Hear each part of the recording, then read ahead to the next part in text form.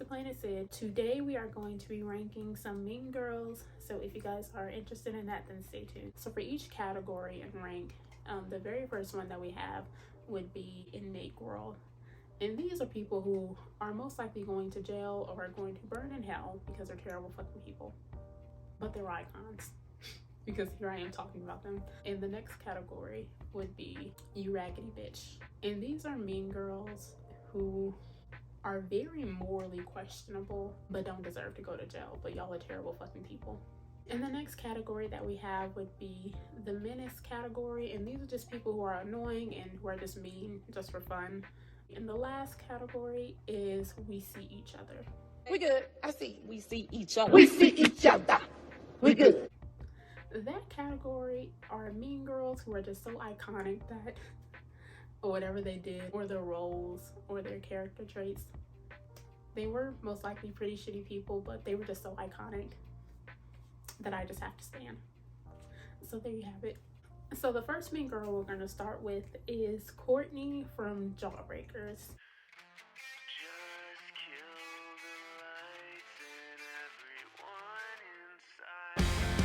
Courtney is the main character, the leader in the group, and basically they play a prank on their friend. Courtney stuffs a jawbreaker in her mouth to keep the friend quiet. They basically end up killing her. And so throughout the movie, you can see Courtney's character and that she isn't the nicest person and that she's a murderer and is pretty okay with it. You killed somebody, let alone your friend, when you were almost caught by somebody else. You manipulated them and convinced them that if you gave them a makeover and gave them popularity, then they wouldn't say anything. And then Courtney ended up framing somebody else for the murder. Even though, of course, in the end of the movie, Courtney ends up getting exposed at the prom, and it's like this whole thing. You weren't that very nice of a person in general, and you tried to frame somebody for murder.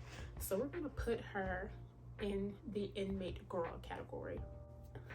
So the next mean girl that we have is somebody who I feel like doesn't get enough credit when mean girls are considered, because we are looking at movies and TV shows, and that is Miss Holly J. St. Clair from Degrassi.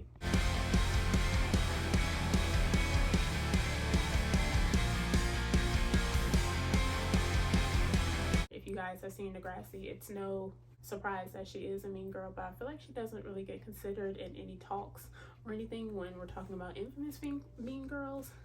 And to me, in my opinion, she is, because if you remember on Degrassi, she ended up there because like that school burned down and then all those kids had to be transferred to Degrassi and all that other shit. Before Holly J was even Holly J, we had Heather St. Clair, which is her older sister, who was never given a face, just only a name, and she was like the OG of the mean girls at Degrassi.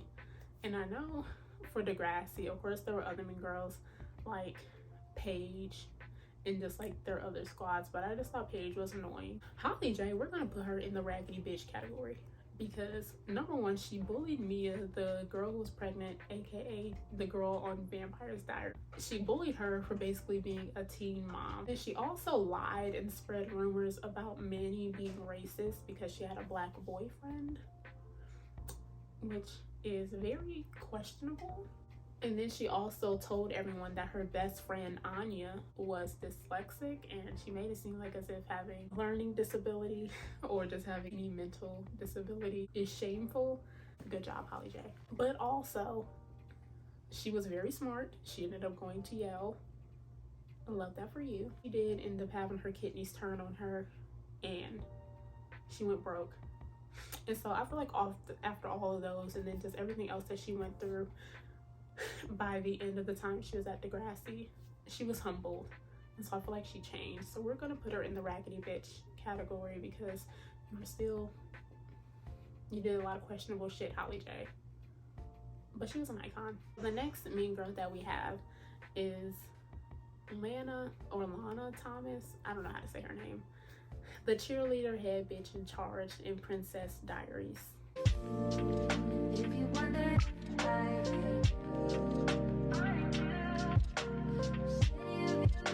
she was just really annoying because she was obviously a hater on Mia, but she can sing.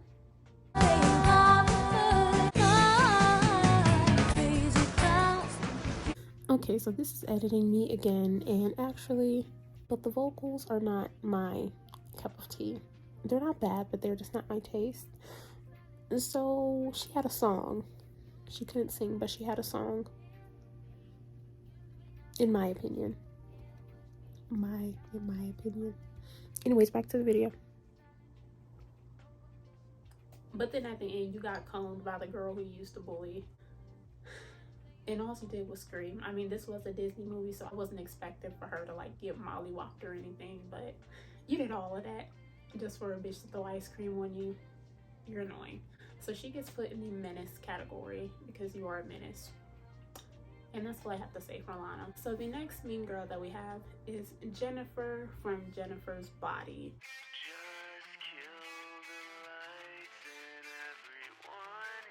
The LGBTQ cult classic, the gay icon, Jennifer. So the thing with her, because she obviously was a mean girl, but I feel like in reference to the other people on this list, she wasn't as terrible. I was about to say she's not morally questionable. You were like eating people. But I don't care. She was eating men, and she was a man eater, so I love that for her. So the thing with Jennifer was that you were able to sympathize with her because of course she was overly sexualized, and that influenced every interaction that she had, especially with the opposite gender. So it was really refreshing to have like a revenge film. But it was really sad to see her die at the end. Even though she was kind of a bitch to Needy, who was her best friend, you could see throughout the movie that she cared about her in the end and that they cared about each other. So we are going to put her in the we see each other category because you deserve it. So the next mean girl that we have would be Rizzo from Grease.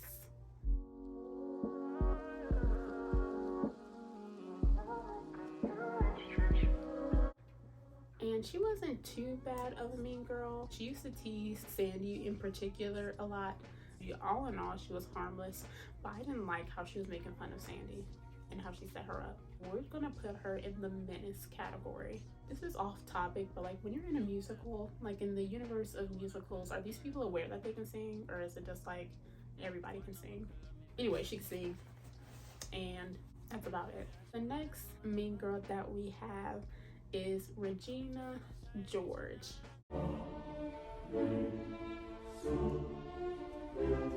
The icon. I feel like when I think of Mean Girl and when everybody thinks of Mean Girl, that's the first person that pops into your head. Some may say she's a queer icon. The thing with Regina George, even though she was a bitch, but she did have her redemption arc. You know, she got hit by a bus and then, you know, found other ways to let out her aggression through sports and shit. She was really, really smart because everybody knew that Regina George was a bitch, but then also at the same time, especially in contrast to all the other mean girls, people really wanted like her validation and acceptance, even though they knew that she was a terrible and shitty person. And you have to be one powerful bitch in order to do that. And then also with the whole paper scene burn book, I mean, like, who the fuck would even come up with that? I wish I would have went to Northridge High School. Actually, no, I don't. No, I don't. Can you imagine being in high school though, witnessing that? You just come out of like science class, 5th period, and you see a picture of you on the ground saying something really embarrassing that you did, and it's just Regina George standing at the end of the hallway. She's an icon, a thick queen. I just like Regina George is a pinnacle of a dictator and a mean girl. So we see each other, even though you were really— Okay, so bitch, I'm editing this and then I literally just realized that all the mean girls are white. I don't know what the fuck, how the fuck, who the fuck, but I'm really trying to think. I can't think of any black mean girls or just any mean girls of color. I'm sure that there are some, but just like general like pop culture icons that are mean girls. At least, I don't know, did I have an uncultured upbringing when it came to mean girl movies or something, bitch? Put the black mean girls in the comment section, okay? I'm sorry. And so the last mean girl that we have is Miss Janice Ian.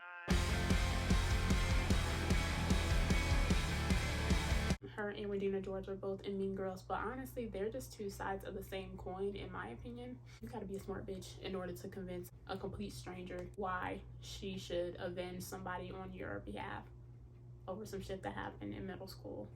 and then to eventually orchestrate the entire school turning against her and in a way taking her place, even if it was for a brief moment. Janice Ian is just as much of an icon in my eyes as Regina George, even though Regina George is the it girl of Mean Girls. Will Regina George even be Regina George without Janice Ian? I don't think so. So Janice Ian is an icon in her own right, and I love how she had her own aesthetic and how she really marched to the beat of her own drum as far as her style and how she chose to express herself. So for Janice Ian, we are going to put her in the we see each other category right there with her lover, Regina George. And these are all my opinions and just some of my favorite Mean Girls. Of course, there are a whole lot of other Mean Girls as well that have come up throughout history, throughout movies and TV shows within the past few years. But these are some of my all-time favorites. Comment down below what are some of your favorite Mean Girls in general and how you would rank them. And that is the end of the video. I hope you guys enjoyed this video. And again, my name is Sydney, and I hope you guys are finding joy and fulfillment on your journey of self-expression. Until next time.